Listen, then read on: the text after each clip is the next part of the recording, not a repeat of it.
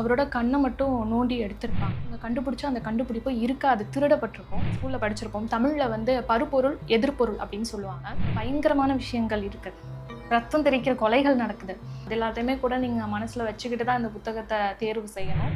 சுவிட்சர்லாண்டில் இருக்கிற சென் அணு ஆராய்ச்சி கூடத்தில் ஒரு கொலை நடந்திருக்கு. ரொம்ப கொடூரமான முறையில் ரொம்ப பயங்கரமாக ஒரு சயின்டிஸ்ட்டை கொலை பண்ணியிருக்காங்க. அந்த சயின்டிஸ்ட்டுக்கெலாம் ஒரு ஹெட் இருப்பார் இல்லையா, அவர் இதை பார்த்துட்டு ராபர்ட் லாங்டனை வர வைக்கிறாரு. ராபர்ட் லாங்டன் ஒரு சின்னவியலாளர், சிம்பிள்ஸ் எல்லாம் பற்றி ஆராய்ச்சி பண்ணுற ஒரு நபர். ஒரு கொலை நடந்திருக்கு, போலீஸை தானே வர வைக்கணும். இவர் எதுக்காக அந்த ராபர்ட் லாங்டனை வர வைக்கிறாரு அப்படின்னா, இறந்தவரோட உடம்புல ஒரு சிம்பிள் வந்து இருக்கு. கொலகாரன் எதையோ சொல்ல நினச்சி அவரோட நெஞ்சில் அந்த சிம்பிளை வந்து சூடு மாதிரி வச்சுட்டு போயிருக்கான். அதோட தடயம் இருக்கு. அதனால தான் அதை பற்றி தெரிஞ்சுக்கிறதுக்காக ராபர்ட் லாங்டனை வர வைப்பார். அந்த கொலையில் நிறைய மர்மங்கள் இருக்கிறதுனால அவர் போலீஸ்க்கு இன்ஃபார்ம் பண்ண மாட்டார். முதல்ல ராபர்ட் லாங்டனுக்கு இதில் இன்ட்ரெஸ்டே இருக்காது. ஒருத்தர் இறந்து போயிட்டாருன்னா எதுக்காக என்ன கூப்பிடணும் அப்படிங்கிற மாதிரி தான் கேர்லெஸ்ஸாக இருப்பார். பட் அவருக்கு ஒரு ஃபேக்ஸ் வருது. இறந்தவரோட ஃபோட்டோவை வந்து அனுப்புகிறாங்க. அதை பார்த்தோன்னே மனுஷனுக்கு தலைகால் புரியலை. உடனே அங்கேருந்து கிளம்பிடுறாரு. அப்படி என்ன சிம்பிள் அவரோட நெஞ்சில் பொறிக்கப்பட்டிருந்துச்சு. இன்றைய புத்தக அறிமுகம் டான் ப்ரவுன் அவர்கள் எழுதிய ஏஞ்சல்ஸ் அண்ட் டீமன்ஸ், தமிழில் தேவதைகளும் சாத்தான்களும்.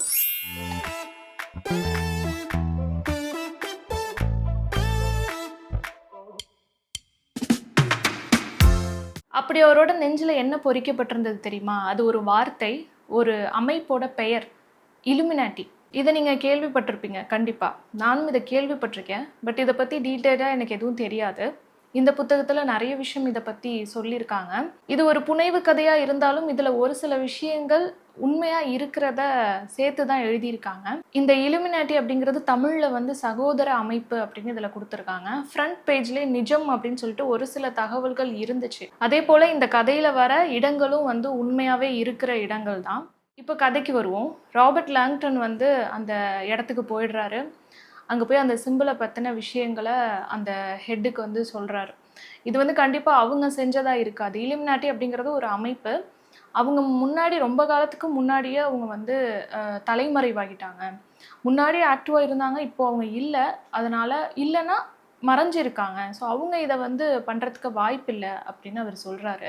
அந்த ஹெட் என்ன சொல்கிறாருன்னா, இதில் வந்து அவங்க தெரியப்படுத்தும் விதமாக இப்படி ஒரு காயத்தையே கொடுத்துட்டு போயிருக்காங்கன்னா அவங்களா தான் இருக்குங்கிற மாதிரி அவருக்கு ஒரு யோசனை. ராபர்ட் லாங்டன் வந்து என்ன நினைக்கிறாருன்னா, இது அவங்களா இருக்க வாய்ப்பு இல்லை அப்படின்னு நினைக்கிறார். இதுக்கு ஒரு ஃப்ளாஷ்பேக் இருக்கும். இந்த கதை வந்து ஆன்மீகத்துக்கும் அறிவியலுக்கும் நடக்கிற ஒரு போர் அப்படின்னு சொல்லலாம். அந்த ஃப்ளாஷ்பேக்கில் வந்து ஆன்மீகத்தால் இந்த இலுமினாட்டி அமைப்பை சேர்ந்தவங்க வந்து துன்புறுத்தப்பட்டிருப்பாங்க. ஸோ அவங்க வந்து திரும்பி இப்போ பழிக்கு பழி வாங்குறாங்க போல இருக்கு. அதனால தான் இந்த மாதிரி பண்ணியிருக்காங்க அப்படின்னா எதுக்காக அவங்க வந்து ஒரு சயின்டிஸ்டையே இந்த மாதிரி கொல்லணும் அப்படின்ற ஒரு கேள்வி வரும்போது, அவர் சயின்டிஸ்ட் மட்டும் கிடையாது, அவர் ஒரு ஆன்மீகத்திலையும் இன்வால்வாக இருந்த ஒரு ஆள் தான் அப்படின்னு தெரிய வருது. அந்த இறந்த நபரோட பெயர் வந்து வெத்ரா. அவர் ஒரு ஆராய்ச்சியில் ஈடுபட்டு இருந்திருப்பாரு. அது வந்து சக்ஸஸ் ஆகிடும். அது ரொம்ப ரிஸ்கான ஒரு ஆராய்ச்சி. அதை சக்ஸஸ்ஃபுல்லாக முடிச்சுட்டாரு. அவருக்கு ஒரு பொண்ணு இருக்காங்க, விக்டோரியா அப்படின்னு. அவங்கள வந்து வர சொல்லியிருக்காங்க. ஏன்னா இவர் அந்த விஷயத்தை ரொம்ப சீக்ரெட்டாக பண்ணியிருப்பார். அதை வந்து அணுகிறதுக்கு அவங்க பொண்ணுக்கு ஒரு வேளை தெரிஞ்சிருக்கலாம் அப்படின்னு சொல்லி அவங்கள வர வைக்கிறாங்க. அது வரைக்கும் அந்த இடத்துல இருக்கிற எல்லா விஷயங்களையும் பார்க்குறாங்க. அவர் ரூமில் என்னென்ன இருக்குது அப்படிங்கிறத பார்க்குறாங்க. அப்போ ராபர்ட் லாங்டன் என்ன பண்ணுறாருன்னா, அந்த டெட் பாடியை வந்து அது எப்படி இருக்குன்னா ரொம்ப கொடூரமாக கொலை செய்யப்பட்டார்னு சொன்னேன் இல்லையா. ஸோ அவரோட தலை மட்டும் தரை பக்கம் திரும்பி இருக்கும். அவர் அதை திருப்பி பார்ப்பாரு. பார்த்தா அவரோட கண்ணை மட்டும் நோண்டி எடுத்திருப்பாங்க. ஸோ இதை எதுக்காக பண்ணாங்க அப்படின்னு சொல்லி யோசிக்கும்போது தான் அங்கே விக்டோரியா அவங்க வராங்க. இவர் இவ்வளோ கொடூரமாக கொலை செய்யப்பட்டிருக்கிறது அவங்க பொண்ணு பார்க்க வேணாம் அப்படின்னு சொல்லி இவங்க வந்து டைரெக்டாக விக்டோரியா கிட்ட போயிடுறாங்க, அந்த இடத்துக்கு வரவிடாமல். ஸோ இவர் ஒரு விஷயம் கண்டுபிடிச்சிருக்காருன்னு சொன்னேன் இல்லையா, அதை தான் பார்க்குறதுக்காக விக்டோரியா அந்த ஹெட்டு எல்லாரும் போகிறாங்க. அப்போ ராபர்ட் லாங்டனும் கூட போகிறாரு. அது வந்து ரொம்ப சேஃபான ஒரு இடத்துல வைக்கப்பட்டிருக்கு. அதுக்கு வந்து பாஸ்வேர்ட்லாம் இருக்கும் இல்லையா, அப்போ விக்டோரியாவோட கண்ணு தான் அதுக்கு பாஸ்வேர்டாக இருக்கும். இதுக்கு வேறு யாரோட பாஸ்வேர்டாவது இருக்கா அப்படின்னு ராபர்ட் கேட்கும்போது, ஆமாம் எங்கள் அப்பாவோடதும் உண்டு அப்படின்னு சொல்கிறாங்க. அப்போ தான் அவருக்கு புரியுது எதுக்காக இந்த வேலையை பண்ணியிருக்காங்க அப்படின்னு. உள்ள நுழையறதுக்கு முன்னாடி விக்டோரியா வந்து தன்னோட கண்ணை வந்து ஸ்கேன் பண்ணணும். அந்த இடத்துல பார்க்கும்போது ஒரு ரத்த கரை இருக்கும். அவளுக்கு உண்மையே புரியாது. உள்ளே போய் பார்த்தா அங்கே வந்து அவங்க கண்டுபிடிச்ச அந்த கண்டுபிடிப்பு இருக்காது, திருடப்பட்டிருக்கும். அப்படி என்ன அதுக்குள்ள இருந்துச்சு? என்ன அவரு கண்டுபிடிச்சு வச்சிருந்தாரு? அந்த கொலைகாரன் எதுக்கு இவ்ளோ ரிஸ்க் எடுத்து ஏன்னா, அந்த அணு ஆராய்ச்சி கூடம் வந்து ரொம்ப சேஃபா இருக்கிற ஒரு இடம். அவ்ளோ ஈஸியாலாம் உள்ள வந்து யாரும் அத திருடிட்டு போக முடியாது. அதுவும் கண்ண வந்து பாஸ்வேர்டா வச்சிருக்காங்க 2 பேரு. அது எல்லாத்தையும் தெரிஞ்சுக்கிட்டு ஒருத்தன் உள்ள வந்து திருடிட்டு போயிருக்கான் அப்படின்னா, அது எவ்ளோ பெரிய விஷயமா இருக்கும். ஒரு கட்டத்துக்கு அப்புறம் இந்த புக்க படிக்கும்போது, இது வந்து நாவலா இல்ல பிசிக்ஸ் புக்கா அப்படிங்கிற மாரி ஆயிடுச்சு. ஏன்னா, இப்ப அடுத்த கட்டம் இதுல இருக்கிற அந்த ஒரு பெரிய விஷயம் எத பத்தி அப்படின்னா, மேட்டர், ஆன்டி மேட்டர். இத பத்தி உங்களுக்கு தெரியுமா? நம்ம ஸ்கூல்ல படிச்சிருப்போம். தமிழ்ல வந்து பருப்பொருள், எதிர்ப்பொருள் அப்படின்னு சொல்லுவாங்க. இந்த எதிர்ப்பொருள் அப்படிங்கிறத பத்தினது தான் இந்த கதையில வரப்போகுது.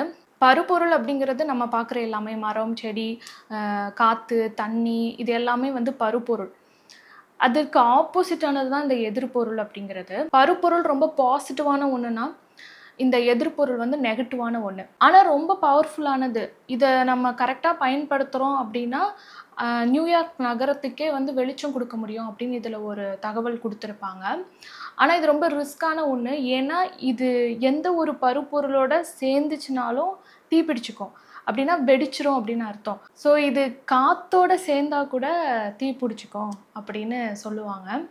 அதனால அது ரொம்ப ரிஸ்க்கா இருக்கிறனால அத கண்டுபிடிச்சு ரொம்ப சின்ன அளவு தான். சின்ன அளவுல கண்டுபிடிச்சு அத வந்து ரொம்ப சேஃபா காத்து கூட படாத மாதிரி சேஃப்கார்ட் பண்ணி வச்சிருப்பாங்க. அத வந்து அந்த கொலைகாரன் எடுத்துட்டு போயிட்டான். எதுக்கு எடுத்துட்டு போனான்? என்ன பண்ண போறான் அத வச்சு? அப்படின்னு இன்னும் தெரியல. அது இனிமே தான் வரும். இத பத்திலாம் ரொம்ப டீட்டெயில்டா சொல்லியிருப்பாங்க. இந்த ஆன்டி மேட்டர பத்தியெல்லாம். அது எப்படி உருவாகுது? அவங்க கண்டுபிடிக்கிறாங்கல்ல, அந்த ஒரு சீனையே அவங்க டிஸ்கிரைப் பண்ணியிருப்பாங்க. அதெல்லாம் நமக்கு கன்ஃப்யூஸ் ஆயிடும் சொன்னா.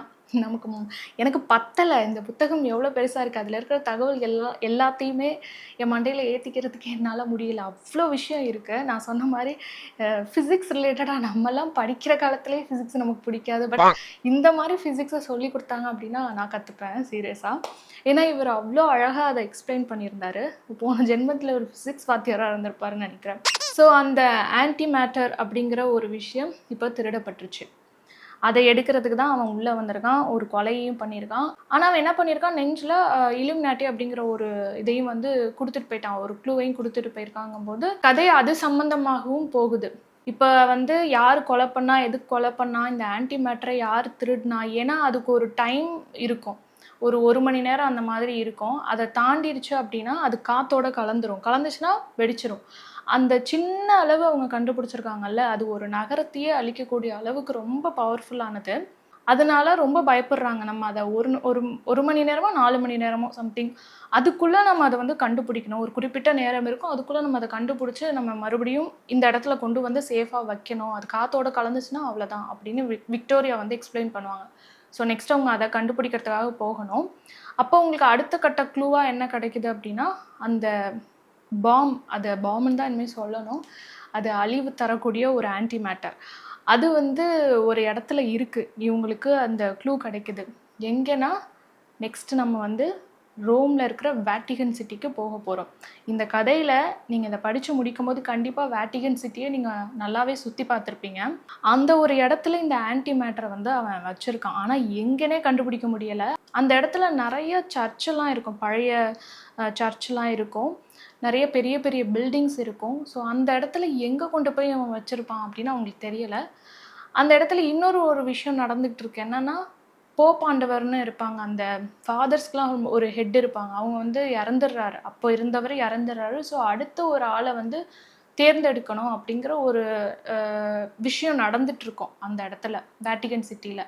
ஸோ ஒரு திருவிழா மாதிரி தான் வச்சுக்கோங்களேன். எல்லா ஃபாதர்ஸும் அங்க வந்திருப்பாங்க. ஸோ அந்த ஃபாதர்ஸ் எல்லாருமே வந்து கூடுற இடத்துல இந்த மாதிரி ஒரு சம்பவம் நடக்குது அப்படின்னா, இத பிளான் பண்ணி இந்த இல்லுமினாட்டி குரூப் தான் பண்ணுது அப்படிங்கிற மாரி தான் இவங்க நெனச்சுக்கிட்டு, அது ரிலேட்டடான க்ளூஸ் எல்லாம் இவங்களுக்கு கிடைக்கும். அத தொரத்தி அவங்க போவாங்க. அந்த அடுத்த போப்பாண்டவர் யாரு அப்படிங்கிறத சூஸ் பண்றதுக்காக ஒரு 4 பேர் வந்து செலக்ட் பண்ணியிருப்பாங்க. மத்தவங்க எல்லாரும் சேர்ந்து. அந்த 4 பேர் வந்து காணா போயிருவாங்க. காணாம போயிருவாங்கன்னா தூக்கிட்டாய்ங்க. அந்த கொலைகார பயலுங்க தூக்கிட்டாய்ங்க. ஸோ அதையும் இப்போ வந்து ராபர்ட் லாங்டன் கண்டுபிடிக்க போறாரு. ஸோ அவர் கூட சேர்ந்து விக்டோரியாவும் அந்த வேட்டிகன் சிட்டி ஃபுல்லா சுத்தி எப்படி கண்டுபிடிக்க போறாங்க அப்படிங்கிற ஒரு சாகச பயணம் அப்படின்னு சொல்லலாம். ரொம்ப விறுவிறுன்னு இவரோட ரைட்டிங் ஸ்டைல் இருந்தது. இதுல நான் இப்போ வந்து ஒரு 10% சொல்லியிருக்கேன். இன்னும் இருக்கு. இன்னும் நிறைய ட்விஸ்ட் அண்ட் டர்ன்ஸ் இருக்குது. நான் ஜஸ்ட் அந்த ஸ்டோரியை ஸ்டார்ட் பண்ணி வச்சுருக்கேன், இந்த கதை இப்படி தான் போக போகுது அப்படின்ட்டு. ஏன்னா இந்த கதைக்கு நுழையும் போது கொஞ்சம் கஷ்டமாக இருக்கும். நான் சொன்ன மாதிரி நிறைய ரிலேட்டடான விஷயங்கள் வரதுனால கொஞ்சம் கஷ்டமாக இருக்கும் உள்ளே போகிறதுக்கு. பட் உள்ளே போயிட்டீங்க அப்படின்னா உங்களால் கீழவே வைக்க முடியாது. ரொம்ப கஷ்டமாக இருக்கும். இடையில நான் ஸ்டாப் பண்ணணுமா அப்படின்னு எனக்கு வந்து ஃபுல்லாக படித்து முடிக்கணும் அப்படின்னு தோணும். ஸோ ரொம்ப கஷ்டப்பட்டு தான் பிரேக் எடுத்து படிக்க வேண்டியதாக இருந்தது. ரொம்ப பெரிய புத்தகம், ஒரே தடவையில் ஒன் சிட்டிங்லாம் உட்காந்து படிக்க முடியாது. ஆனால் அந்தளவுக்கு சுவாரஸ்யமாக இருக்கும் இதோட அந்த கதை போகிற விஷயம். நம்ம இமேஜினேஷனுக்கு ஒரு சேலஞ்ச் தான் இந்த புத்தகம் அப்படின்னு சொல்லுவேன். ஏன்னா அந்த இடங்களையாக இருக்கட்டும், அதில் நடக்கிற சம்பவங்களையாக இருக்கட்டும், நம்ம வந்து இமேஜின் பண்ணுறதுக்கு கொஞ்சம் கஷ்டப்படுவோம். கதை ரொம்ப ஃபாஸ்ட்டாக போயிட்டுருக்கோம். கொஞ்சம் வெயிட் பண்ணுங்கள், நான் இமேஜின் பண்ணிக்கிட்டு இருக்கேன், வந்துடுறேன் அப்படிங்கிற மாதிரி நான் கொஞ்சம் கொஞ்சமாக பிரேக் பண்ணி படிச்சுட்டு இருந்தேன். அந்த வேட்டிகன் சிட்டி இருக்குல்ல, அதை பற்றின மேப் இதில் கொடுத்துருக்காங்க. அது வந்து நம்ம எங்கே இருக்கோம் அப்படிங்கிறத தெரிஞ்சுக்கிறதுக்காக அப்பப்போ அதை நம்ம திருப்பி கூட பார்த்துக்கலாம்னு வச்சுக்கோங்களேன். ஆனால் கதை போகிற ஃப்ளோவில் அது ஒரு மாதிரி ஃபாஸ்ட்டாக போயிட்டுருக்குமா, நமக்கு வந்து கொஞ்சம் பஃபர் ஆகும், கொஞ்சம் வெயிட் பண்ணுங்கள், லோட் ஆகுது மண்டையில் அப்படிங்கிற மாதிரி இருந்தது. ஆனால் செம்மையாக இருந்துச்சு. அதை இமேஜின் பண்ணுற அந்த எக்ஸ்பீரியன்ஸ் இருக்குல்ல, அந்த இடத்துக்குலாம் நம்ம போனதே இல்லைல்ல, அதை நம்ம இமேஜின் பண்ணும்போது வேறு லெவல். இதில் நீங்கள் என்னென்னலாம் பார்க்கலாம் தெரியுமா? நிறைய கொலை, மொதல் விஷயம் ரத்தம் தெரிக்கிற கொலை, த்ரில்லிங்கான நெருப்பு கொழுந்து விட்டு எரியிற கொலை, இப்படி நிறைய விஷயம் இருக்கும். அதுக்கப்புறம் கல்லறைக்கு கூட்டிகிட்டு போவாங்க. அதுக்கப்புறம் சர்ச்சுக்கெலாம் கூட்டிகிட்டு போவாங்க. பழைய கைவிடப்பட்ட ஆலயங்கள் அப்படின்னு இதில் இருக்குது. அந்த மாதிரியான இடங்களுக்கு நம்ம போவோம். அதுக்கப்புறம் நிலவரை கூட்டிகிட்டு போவாங்க. நிலவரைனா பூமிக்கு அடியிலையும் ஒரு பேஸ்மெண்ட் மாதிரின்னு வச்சுக்கோங்க. அதுக்குள்ளே சில கைதிகளை அடைச்சி வைக்கிற இடம் அந்த மாதிரிலாம் இருக்கும். அந்த மாதிரி இடத்துக்கு கூட்டிகிட்டு போவாங்க. எனக்கு ஒரு புது எக்ஸ்பீரியன்ஸாக இருந்துச்சு. அந்த வேட்டிகன் சிட்டிக்குள்ளே போய் நான் சுற்றி பார்த்துட்டு வந்தது ஒன்று அப்படின்னா, இவங்க போன இடங்கள் எல்லாமே ரொம்ப விசித்திரமான இடங்கள். அதுவும் பயங்கரமாக இருந்துச்சு, கொடூரமாக இருந்துச்சு. ஆனால் எனக்கு வந்து அது பிடிச்சிருந்தது. ஒரு ஹாரரான ஒரு என்ன மர்டர் மிஸ்ட்ரி அந்த மாதிரி ஒரு படம் பார்க்கும்போது எப்படி இருக்குமோ அந்த மாதிரியான ஃபீலிங்ஸ், அதை விட டீப்பாக இருந்துச்சு ரீட் பண்ணதுனால. அந்த இலுமினாட்டி குரூப்னு சொல்கிறாங்க இல்லையா, அதுலேருந்து ஒரு க்ளூ வந்து ராபர்ட் லாங்டன் கிடைக்கும். ஒரு லைனுன்னு சொல்லலாம், ஒரு 4 வரி கிடைக்கும். அதை வச்சுக்கிட்டு அவர் வந்து மூவ் பண்ணுவார், அடுத்தடுத்த இடத்துக்கு அவர் போவார். அது வந்து செம்ம கான்செப்டாக இருந்துச்சு. இதில் வந்து நீர், நிலம், தண்ணி, காற்று இந்த விஷயங்களையும் சேர்த்து எழுதியிருப்பாங்க. அதெல்லாம் ரொம்ப டிஃப்ரெண்ட்டாக இருந்தது. எனக்கு அது ரொம்ப பிடிச்சிருந்தது அந்த கான்செப்ட்டு. அதை அவர் கண்டுபிடிக்கிற அந்த இது இருக்குல்ல, அதை நீங்கள் ரீட் பண்ணால் தான் உங்களால் அதை ஃபீல் பண்ண முடியும். நான் என்ஜாய் பண்ண மாதிரி. நான் சொன்ன மாதிரி இதில் வந்து நிறைய கொஞ்சம் பயங்கரமான விஷயங்கள் இருக்குது. ரத்தம் தெரிக்கிற கொலைகள் நடக்குது. கொஞ்சம் த்ரில்லிங்கான இடத்துக்கெலாம் கூட்டிகிட்டு போகிறாங்க. அப்படிங்கும்போது அது எல்லாத்தையுமே கூட நீங்கள் மனசில் வச்சுக்கிட்டு தான் இந்த புத்தகத்தை தேர்வு செய்யணும். அதெல்லாம் ஓகே, நான் படிப்பேங்க அப்படின்னிங்கன்னா தாராளமாக எடுத்து படிங்க. சூப்பரான ஒரு ரீடாக இருக்கும். இப்போ இந்த வீடியோவில் நான் வந்து உங்களுக்கு அந்த மேட்டர், ஆன்டி மேட்டரை பற்றிலாம் சொன்னேன். அதனால் உங்களுக்கு படிக்கும்போது இன்னும் கொஞ்சம் பெட்டராக இருக்கும் அதை அண்டர்ஸ்டாண்ட் பண்ணிக்கிறதுக்கு. ஏன்னா அதை பற்றி நான் நல்லா டீப்பாகவே படிக்க வேண்டியதாக இருந்தது. அது ஒரு இன்ட்ரெஸ்டிங்கான டாப்பிக்கும் கூட. நீங்கள் படித்து பாருங்கள். ஸோ ராபர்ட் லாங்டனும் விக்டோரியாவும் சேர்ந்து டைம்குள்ளே அந்த ஆன்டி மேட்டரை கண்டுபிடிச்சாங்களா இல்லையா? அந்த 4 தொலைஞ்சு போன பாதிரியார்களை கண்டுபிடிச்சாங்களா இல்லையா? அந்த கொலைகாரன் யார், எதுக்காக இது எல்லாத்தையும் பண்ணா, இந்த இலுமினாட்டி அப்படிங்கிற வார்த்தைக்கு பின்னாடி இருக்கிற மர்மம், இப்படி எல்லா விஷயங்களையும் இந்த கதை படித்து நீங்கள் தெரிஞ்சுக்கலாம். நான் இப்போ ஸ்டார்ட் பண்ணிட்டேன்ல, நீங்கள் தான் என் பண்ணணும். ரீடிங் ஸ்லம்ப்லாம் இருக்கிறவங்களுக்கு இது கண்டிப்பாக செம்மையாக இருக்கும். எனக்கு திரும்பி இன்னொரு தடவை ரீட் பண்ணி பார்க்கணுன்னு தோணுது. எனக்கு அவரோட ரைட்டிங் ரொம்ப பிடிச்சிருந்தது. அவங்க ஒவ்வொன்றே டிஸ்கிரைப் பண்ணுறது, கதை போகிற வேகம் பார்த்திங்கன்னா அப்படியே மின்னல் வேகத்தில் போயிட்டுருக்கு. இதில் ஒரு விமானம் கூட அந்த மாதிரி வரும், ஃப்யூச்சரில் இருக்கிற மாதிரியான ஒரு விமானம். டக்குன்னு இப்படிங்கிறதுக்குள்ளே போயிடலாம் வேறு ஒரு இடத்துக்கு, அந்த மாதிரியான ஒரு விமானம். ஸோ அறிவியலும் ஆன்மீகமும் கலந்த ஒரு நாவல். ஸோ கண்டிப்பாக இதை ரீட் பண்ணி பாருங்கள். ரீட் பண்ணி பார்த்துட்டு எப்படி இருந்துச்சு அப்படின்னு கமெண்ட்டில் சொல்லுங்கள். டான் ப்ரௌன் அவர்களோட சீரீஸ், அந்த ராபர்ட் லாங்டன் வரார் இல்லையா, அந்த சீரீஸில் முதல் புத்தகம் இது. இதுக்கு அடுத்தது ஒரு 6 புத்தகம் தொடர்ச்சியாக அவர் எழுதி வச்சுருக்காரு. எல்லாமே இந்த மாதிரியான வித்தியாசமான கதைக்களம் தான். இப்போ ரீசெண்டாக ஒன்று ரிலீஸ் பண்ணியிருக்காருன்னு நினைக்கிறேன். இதுக்கு அடுத்த புத்தகம் வந்து டாவின்சி கோட். அது ரொம்ப சர்ச்சைக்குரிய ஒரு புத்தகம். பல இடங்களில் அந்த புத்தகத்தை பேன் பண்ணிட்டாங்க. தலைவருக்கு ரொம்ப தில்லு அதை எழுதுறதுக்கு. ஆனால் அவர் வந்து என்ன சொல்லியிருக்காருன்னா, இது நான் எழுதினதுக்கு ரீசன் இது முழுக்க முழுக்க ஃபிக்ஷன் தான், பட் ஆன்மீகத்தை பற்றி மற்றவங்க பேசணுங்கிறதுக்காக தான் நான் எழுதினேங்கிற மாதிரி சொல்லியிருக்காரு. சமத்தையாக அடி வாங்கியிருப்பாருன்னு நினைக்கிறேன். இதில் வந்து இலுமினாட்டி அப்படிங்கிற விஷயம் வந்து உண்மையானது அப்படின்னு சொல்லி நிறைய தகவல் கொடுத்துருக்காங்க. என்னை பொறுத்த வரைக்கும் என்னோட அனுபவத்துலேருந்து ஒரு ஃபிக்ஷன் புக் படிக்கிறோம் அப்படின்னா ஃபுல்லாகவே அதை ஃபிக்ஷனாக படிச்சுட்டு அதுலேருந்து ஏதாவது ஒன்றை பற்றி நம்ம தெரிஞ்சுக்கணும் அப்படின்னா அதுக்குன்னு தனியாக புக்ஸ் இருக்கும், நான் ஃபிக்ஷன் இருக்கும், ஒரு டாக்குமெண்ட்ரி மாதிரி அதை பற்றி ஃபுல்லாக அவங்க அதில் சொல்லியிருப்பாங்க. அப்படி நம்ம தனியாக வாங்கி படிக்கிறது பெட்டர் அப்படின்னு நான் நினைக்கிறேன். ஏன்னா ஃபிக்ஷனில் படிச்சுட்டே இருக்கும்போது இதில் எது உண்மை எது பொய் அப்படின்ட்டுலாம் மைண்டில் வச்சுட்டு படிக்க முடியாது. நான் அப்படி தான் ஃபிக்ஷன் படிக்கிறேன்னா ஃபுல்லாக அது வந்து ஃபிக்ஷன் அப்படின்னு சொல்லி படிச்சிருவேன். அப்புறம் ஏதாவது வேணும், தகவல் வேணும் அப்படின்னா நம்ம கூகுள்லையோ இல்லை வந்து வேறு புத்தகங்கள் வாங்கியோ நான் ஃபிக்ஷனாக வாங்கி படிச்சுக்கலாம். இது வந்து நம்மளை குழப்பாமல் இருக்கும். ஏன்னா நிறைய நேரங்களில் அதை நம்ம தவறாக புரிஞ்சுக்கிறதுக்கு வாய்ப்பு இருக்குல்ல. நான் இந்த புத்தகம் படித்ததுக்கப்புறம் இதோட படத்தையும் பார்த்தேன். இவ்வளோ பெரிய புத்தகம், பெரிய கதை, நிறைய விஷயம் அதில் இருக்குது. அது எல்லாத்தையும் ஒரு மாதிரி கம்பைன் பண்ணி ஒரு மூவியாக கொடுக்கறதுங்கிறது ரொம்ப கஷ்டம். ஆனால் பார்த்த எனக்கு ரொம்ப திருப்தியாக இருந்துச்சு. ரொம்ப நல்லாவே அதை வந்து மூவியாக எடுத்திருக்காங்க. ஸோ நீங்கள் மூவியாக பார்க்கணுன்னாலும் பார்க்கலாம். பட் ரீட் பண்ணிட்டு பாருங்கள். ஏன்னா ரீடிங்கில் தான் நிறைய விஷயம் இருக்குது. புத்தகமாக படிக்கும்போது உங்களுக்கு இன்னும் அந்த எக்ஸ்பீரியன்ஸ் வந்து செம்மையாக இருக்கும். நிறைய சீன்ஸை கட் பண்ணி ஷார்ட் பண்ணி தான் மூவியில் கொடுத்துருக்காங்க. பட் அது கதைக்கு பார்க்கும்போது ஃபுல்லாக எல்லாத்தையுமே அதில் இன்வால்வ் பண்ணிட்டாங்கங்கிறனால திருப்தியாக தான் இருந்துச்சு. ஆனால் ரீட் பண்ணிட்டு அப்புறம் மூவி பாருங்கள். இந்த புக் இங்கிலீஷ்லேயும் இருக்குது, தமிழ்லேயும் இருக்குது. நான் தமிழில் தான் படிச்சிருக்கேன். மொழிபெயர்ப்பு நல்லாவே இருந்தது. உங்களுக்கு எது கம்ஃபர்டபுளாக இருக்குமோ அதில் வாங்கி படிங்க. நான் எதிர் வெளியீட்டில் வாங்கியிருக்கேன். இதோட விலை வந்து 750 ரூபாய் வர்த்து. இந்த வீடியோ பிடிச்சிருந்ததுன்னா லைக் பண்ணுங்கள். இது மாதிரி இன்னும் நிறைய புத்தக அறிமுகங்களுக்கு இந்த சேனலை நீங்கள் இன்னும் சப்ஸ்கிரைப் பண்ணலை அப்படின்னா சப்ஸ்கிரைப் பண்ணிக்கோங்க. இந்த வீடியோவை மர்டர் மிஸ்ட்ரிலாம் விரும்பி படிக்கிறவங்களுக்கு ஷேர் பண்ணி விடுங்க. எல்லாருக்கும் ஷேர் பண்ணுங்கள், ரீட் பண்ணட்டும். இன்னொரு சூப்பரான வீடியோவில் உங்களை நான் மீட் பண்ணுறேன். டாடா. அதுக்கப்புறம் நிலத்தடின்னு ஒன்று இருக்குது, அதாவது நிலவரை. எப்படி ஃபீல் ஆச்சுன்னா அப்படியே போகுது வேகமாக அப்படி இருந்துச்சு.